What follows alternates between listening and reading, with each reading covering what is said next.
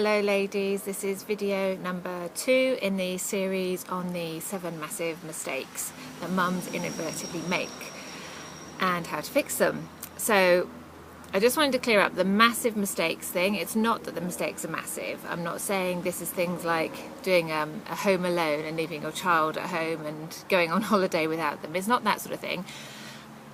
But there are things that you might inadvertently do that can have a massive impact on the kind of mum that you end up being instead of the kind of mum you want to be.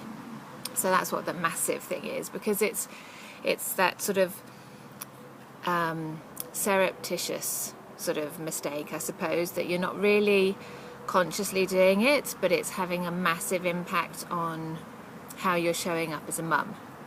So today I'm just going to talk about the first 3, and if any of them resonate with you, then you can check out my live event. There'll be a link below the video, and I would love you to come along and see how to fix all these things. Okay, and before I start, I'd just like to say every single one of these mistakes I have done in bucket loads, so I speak from experience. So number 1 is feeling guilty, and if you know me at all, you'll know this is a big thing for me. I am so against mums feeling guilty. It's just a bugbear for me because I felt it so deeply.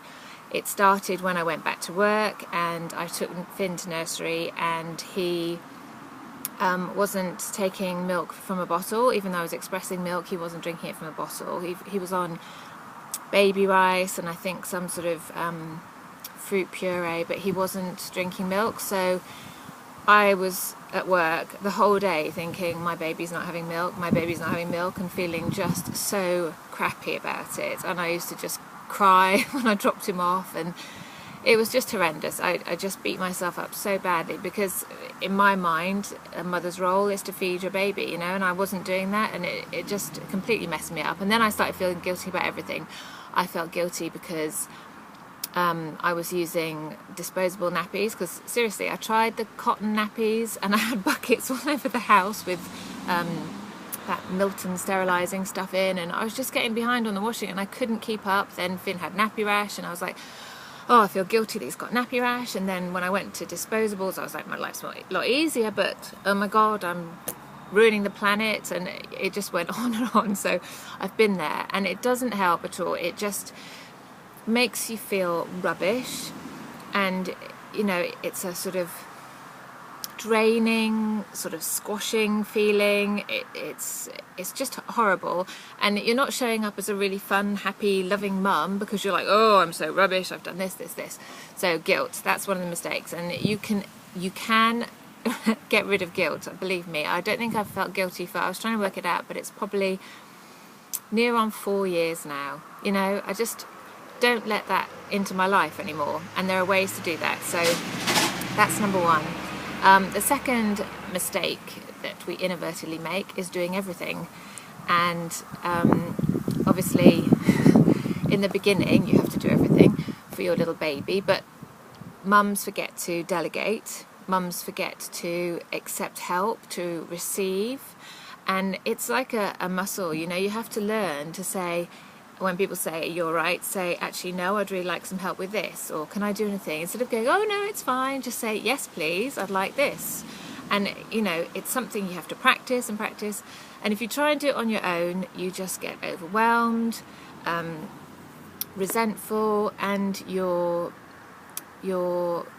creating a situation where everyone starts depending on you, you know, and your children will expect you to do things for them all the time.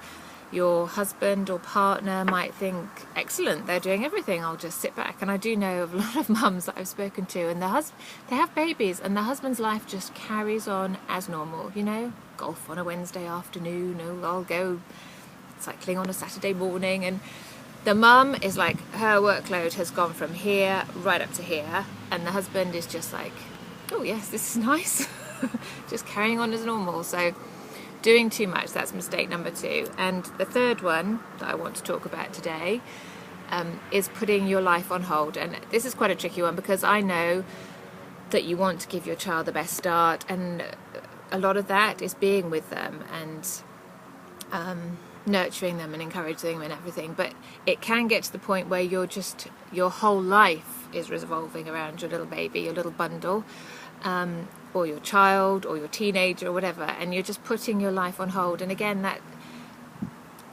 it can lead to resentment, because, you know, for quite a while I just felt I was Finn's mummy.